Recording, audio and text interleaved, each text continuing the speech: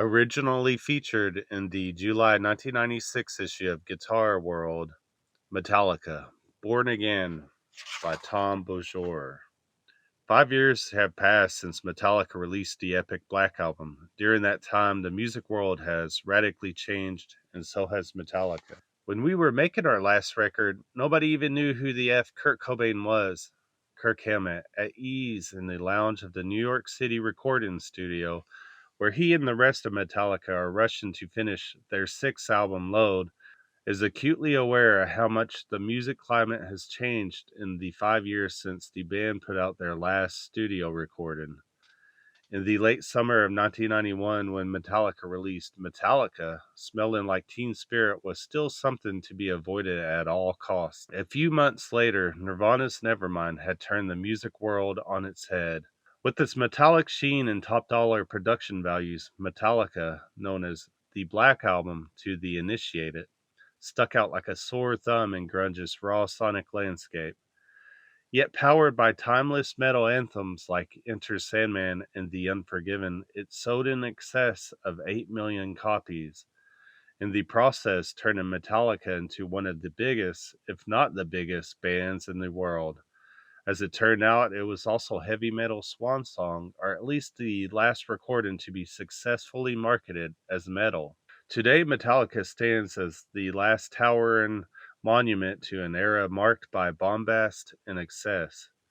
When it came time to make Load, Metallica clearly felt the need to find a new, more forward thinking sound. A lot of bands get stuck staring at their own belly buttons, says vocalist guitarist James Hetfield.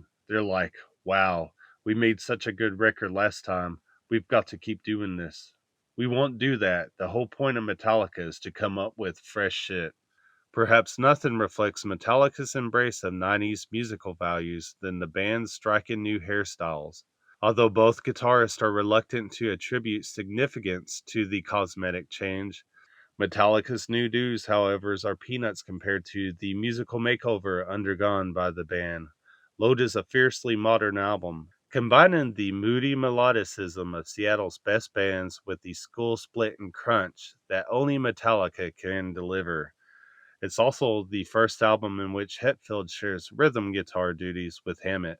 We wanted to get a looser sound on the record, and the best place to do that was with the guitars, Hetfield explains. It was a little nerve-wracking at first. I felt like there was too much new shit happening in Metallica at once, and that was probably the newest thing of all besides our stupid haircut. Hammett also approached the new guitar regime with a degree of trepidation. I was actually feeling very self-conscious about it because I didn't want to step on James's turf, he says. But it turned out a lot better than I thought it would, and it adds a great texture to the mix. The new division of labor, which yields slyly intertwining parts, is more closely related to the telepathic guitar interplay of the Rolling Stones than to the battering ram riffry of Judas Priest or Diamond Head. While amply packed with heavy fare, Load also finds Metallica exploring new sounds and previously unexplored genres. Songs like 2x4 with its Aerosmith-like swagger and Dusty, which rocks to a ZZ Top on steroids groove, reflects the band's newfound ability of the band to incorporate Hetfield's love of Southern rock and Hammett's Blues Jones into Metallica's patented grind. Hypnotic pop tinge offerings like FOBD and Modi, a startlingly less swirling anthem, also indicate that Hetfield has vastly expanded the emotional range of his vocal delivery. In doing so, he firmly establishes himself as one of the premier rock voices of the 90s, along with a handful of others like Kurt Cobain, Lane Staley, and Soundgarden's Chris Cornell. In bands like Soundgarden, of which Hammett and Hetfield are both staunch admirers, are the company that Metallica intends to keep. This summer, Metallica will headline the Lollapalooza tour, sharing the bill with Cornell and Company, the Ramones, Rancid, and a host of other alternative rock bands. I think that the bill on this year's Lollapalooza is pretty good, says Hammett. It may be a little top heavy because of us and Soundgarden, but it's certainly stronger than last year's. F all those effing elitists who say Metallica's not alternative, or they're too big of a band to play Lollapalooza. Hetfield's take on why Metallica belongs on Lollapalooza is a bit more succinct. Next guitar question, please. Guitar World. How long have you been working on Load? James Hetfield. It's been a long time, man. We started in April or May of last year. We worked on writing the songs for 3 or 4 months and just kept going and going. We had tons of material, stuff we had accumulated from 5 years of not writing. First, it was like, okay, let's stop at 20 songs. Then we'd get going and say, all right, we'll stop at 30. It was effing crazy, man.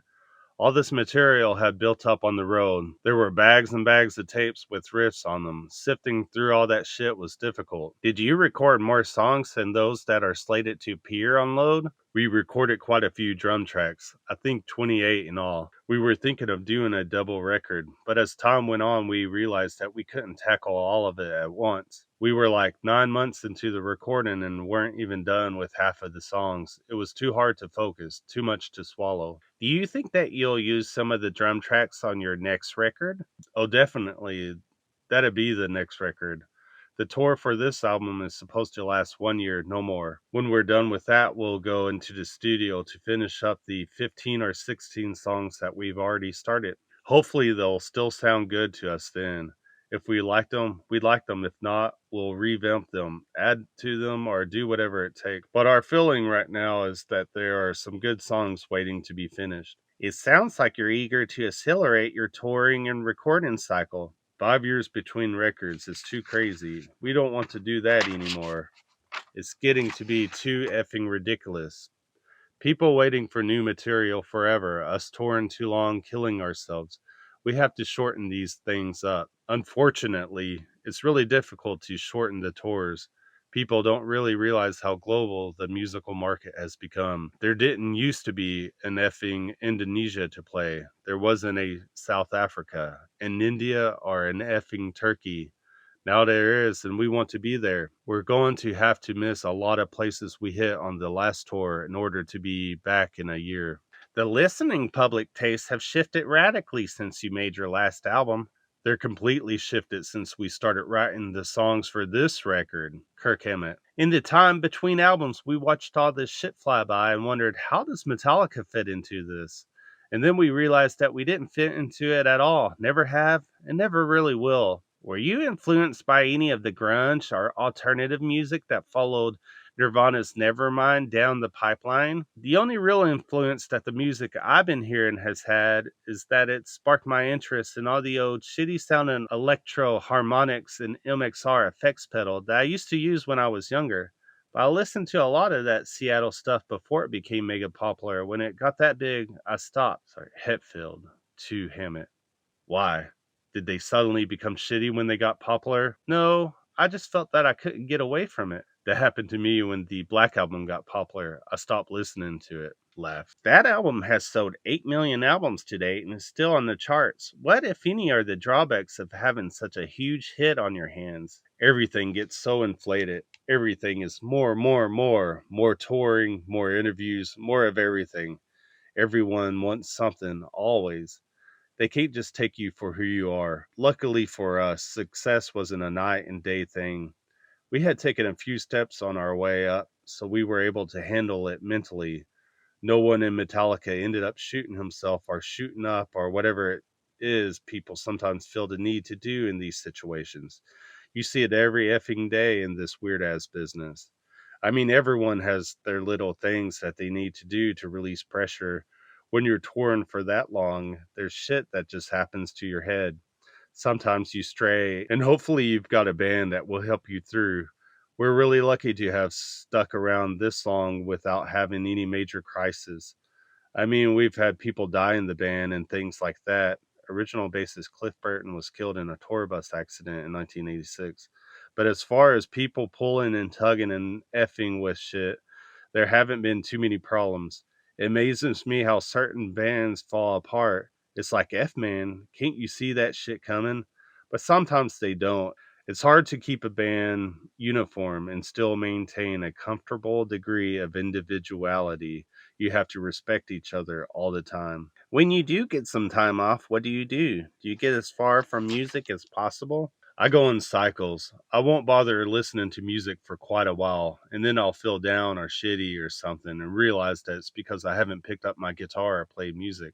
I've conditioned myself to need this stuff for so long that I can't be away from it for too long. It's like, whoa, I've got to effing pick the guitar up and start playing. And it's scary when you haven't played for quite a while and can't remember the riff to seek and destroy. I've noticed that it's hard to figure out what you want to do when you come off a 2-year tour. While you're out on the road, you make up this list of things that you want to do when the tour is over. And then when you get home, you end up vegging.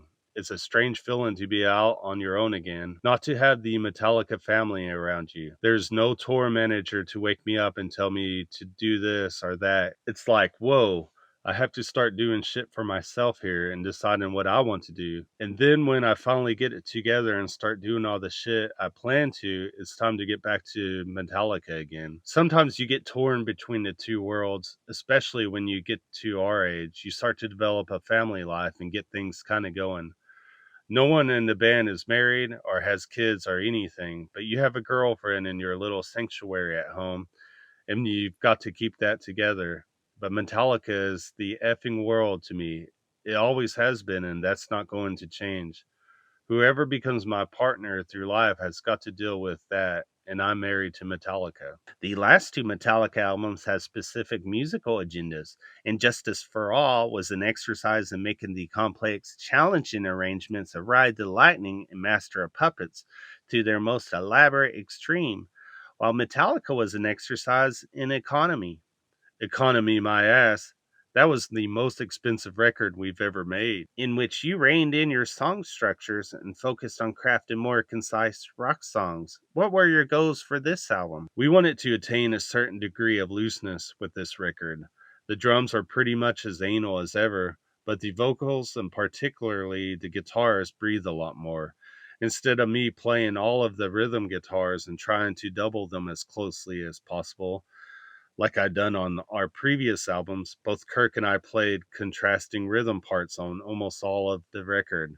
There isn't really much of that one dimensional wall of heavy guitar with a clean guitar coming in once in a while that we've had on previous albums. I wanted a medium sound, if there's such a thing. I was like, how do I get that? I effing don't know. Was it decided before you began recording that both of you would play rhythm guitar on this album? No, it was never really something that we spoke about. The first mention of it came while we were recording the drum tracks. When we do that, we all play the songs together in a single room. But the only thing that goes onto the multi-track is the drums. Everything else just gets taped. Some of those songs were sounding so good on those tapes that James was like, well, maybe Kirk should play on the final version of some of these. Later on a day when James happened to be away on a hunting trip, I was laying down a couple of solos. And when I finished the lead on one of the tunes, our producer, Bob Rock, said, okay, tune up and we'll do the rhythm for this song now. I was like, what? By that time I came back, Kirk had put down rhythm tracks on 4 songs. I specifically went out of my way to come up with a second guitar part that would complement James's, not ape it. Not that the riffs weren't interesting. The riffs are the riffs. They're the most important part of the song. Our parts have a really good sense of interplay, and you can actually separate the two guitars and tell who's playing what. James is on the left side and I'm on the right. James, was it difficult for you to surrender control? I don't think it's a control issue as much as it used to be. It's more that we're all here to accomplish a common goal. It was what we needed for the record. The looseness just wasn't coming across. No matter how many effing martinis I had, I could never get the guitar tracks to sound different enough. It was the same guitar player playing it effed up. It wasn't a effed up guitar player trying to play it right. Basically, no matter how close Kirk plays the riff to the way I did, it won't sound the same because it's his fingers, his style, and his attitude. I would lay a basic scratch track on what I thought the other guitar should be, and Kirk would come in, listen to the track, and do his own thing with it, which was cool. In the past, was the fact that Kirk didn't get to play rhythm guitar on the records a source of tension within the band? Not really. In fact, on this album, we argue more about the solos than anything else, but we're always arguing about something, so it was just par for the course. Often have a pretty specific idea of what the solo to a particular song should sound like, so it throws me for a loop when Kurt comes in with something else. But then everyone sits down, we talk it out, and work out a middle ground that everyone can be happy with. You don't want to have something on a record that someone in the band is going to go insane over and hate. We try and resolve things right away so that 2 years from now, no one will say something sarcastic to the other person about it. Well, they probably will anyway, but at least there won't be too much fuel behind it. What were the bones of contention? Is that in key? Are you sure that's in key? I had to sit down and explain my approach. I probably have the most open mind of anyone in Metallica as far as music is concerned. I like a lot of different stuff, and so occasionally I'll take an ideal inspired by something sort of out and bring it to the band. I won't bring it to the band unless I think that there's a chance they'll like it.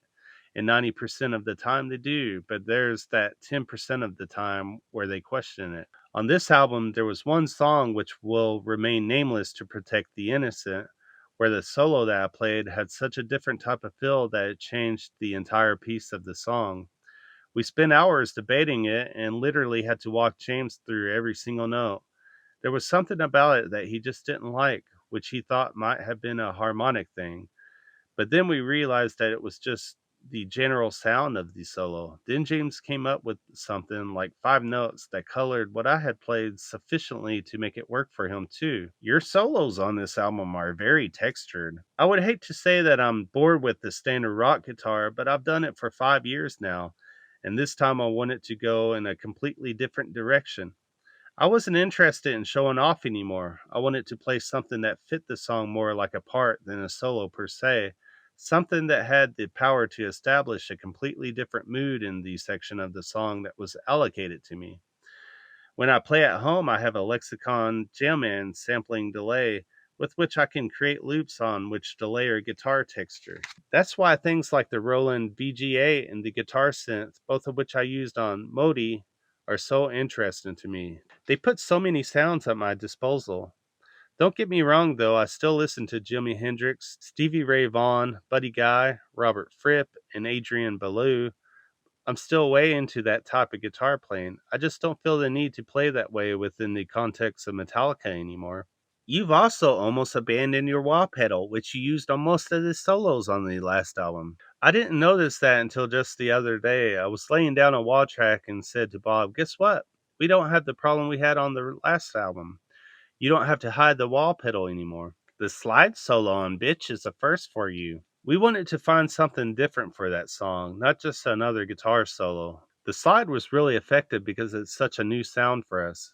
It's only recently that I felt comfortable enough with my slide work to actually commit to playing it on the record. I've been working on it for years now. It's not an easy thing to do. I'm actually really proud of that guitar solo. Do you use any open tunings when you play slide?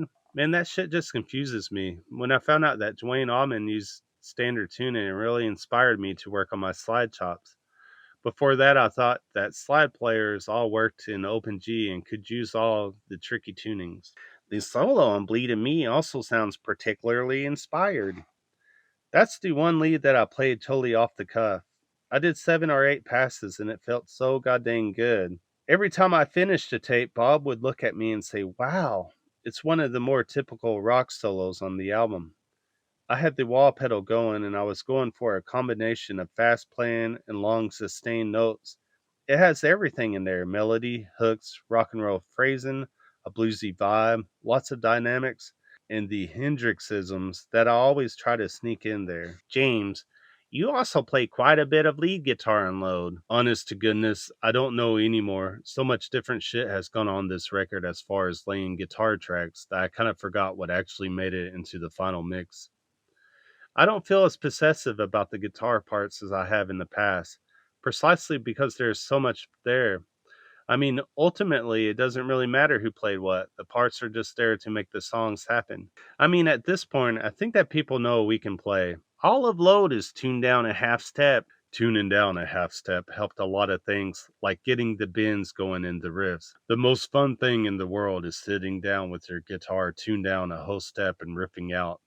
Unfortunately, that sounds too muddy, so we settled for tuning down a half step. Tuning down also helps me a lot by extending the apparent range of my voice. Vocally, you've taken a lot of chances with this album. I feel that it's more raw. It was a lot more fun doing the vocals this time. Not as stiff a process. We were trying to be a little less anal. In the past, though, Metallica has always been a band that holds itself to an extreme level of studio perfection.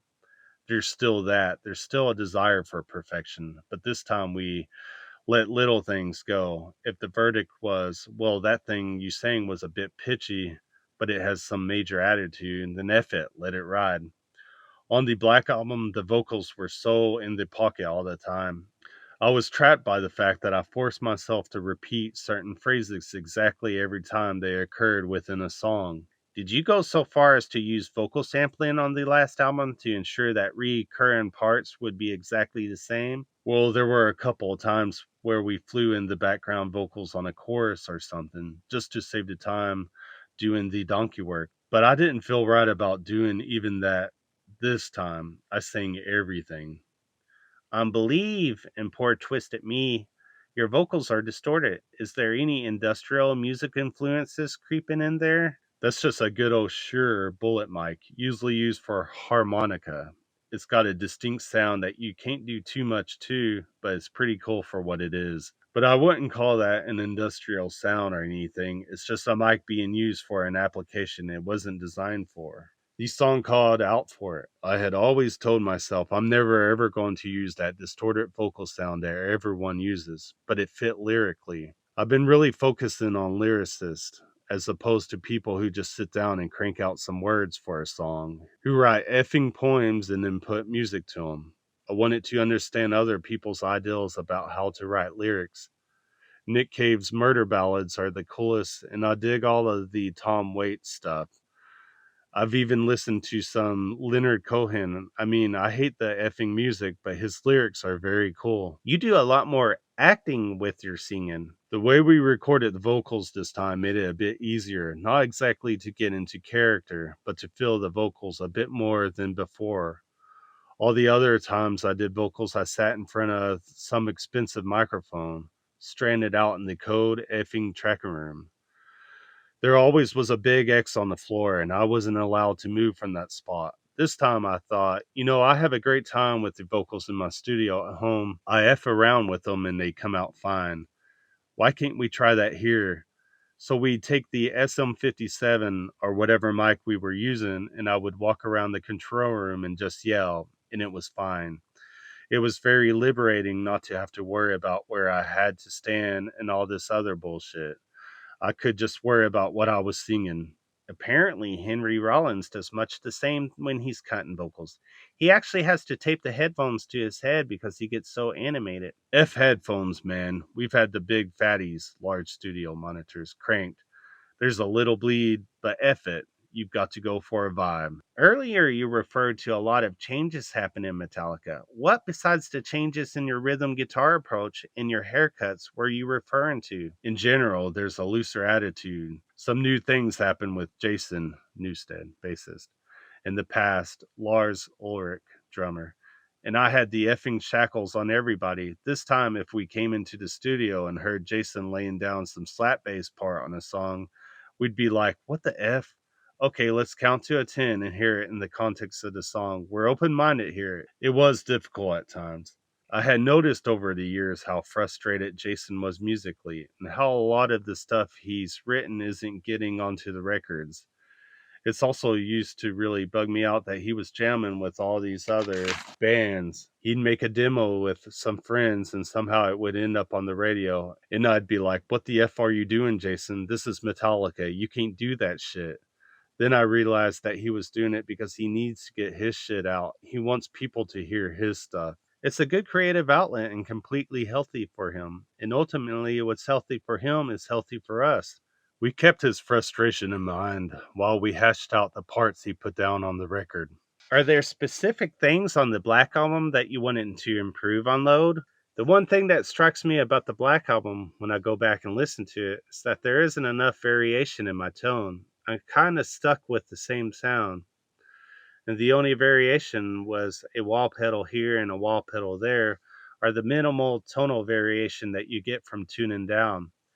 But you can't really look back. If you do, you end up constantly comparing yourself to the past. And that has a way of holding you back. You end up with a whole catalog of albums that sound like one particular album that was successful. The ideal should be to move forward and try and develop a new vision. You did, however, keep one important part of the Black Album formula intact when you decided to work with Bob Rock again. How has your relationship with him developed? When we started working on the Black Album, Bob was much more passive than he is now. He was afraid to take control. Now our relationship goes through phases depending on what needs to be done. At different times, Bob tries to exert a little more authority over us. We laugh at him and move on. The thing with Bob is that he can read us pretty well at this point. He definitely knows what we're capable of. I know that on this album, I came in and did a really great job at what I had to do, and a lot of that was a result of him zoning in on a particular ideal that I had and him telling me to build on it. Then there have been times where I've been a bit hungover and not happening, and he's flown off the handle and yelled, "Get your shit together." But you know what? And I probably shouldn't say this. There have been times when I've come in hungover and been able to play really well. And I think that in a few of those situations, being hungover has added a certain edge to my playing. Oh no, I'm not advocating drinking. This is a highly personal point of view, but there has been an occasional session where I've come in a little hungover, not super hungover, and it's made me think more and feel a little more sensitive. Hetfield cackles. Hammett. To the needs of the track. Hetfield. Kids, don't try this at home. But getting back to Bob, I think that he's really good at coaching us through things. That's his gig. He's not here to tell us what to do. He's trying to get the best shit he can out of us all the time. He's also a really solid guitar player with a good knowledge of theory, which can be really helpful in a bind. I'll be trying to work out a harmony, and he'll come in and say, well, A is the relative minor of blah, blah, blah. And since I don't know any of that shit, it's nice to have the instruction booklet right next to me. He's always pulling out the relative minor. It's his favorite thing. Load has much more of a in-your-face mix than Metallica, self-titled album, which had considerable amounts of ambience in the mix. I wanted the guitars back in your face again. I like the way Kill 'Em All just had an effing guitar up your ass and the drums were not the leader of the group. I think that on the Black Album, everyone wanted to be up front, but something has to be back there, and it ended up being the guitars, which were given a wider, thinner sound and pushed back. I think that on this album, the drums drive the rhythm instead of leading the band, and there are these two guitars playing different things right up front. I had one big fear when we went to the two guitar players thing. Is the effing riff still going to be heard? That's always been really important in this group, but I think we found a nice balance between them, and their level in the mix was crucial. Were you asked to play Lollapalooza, or did you do the asking? We invented it. We bought it.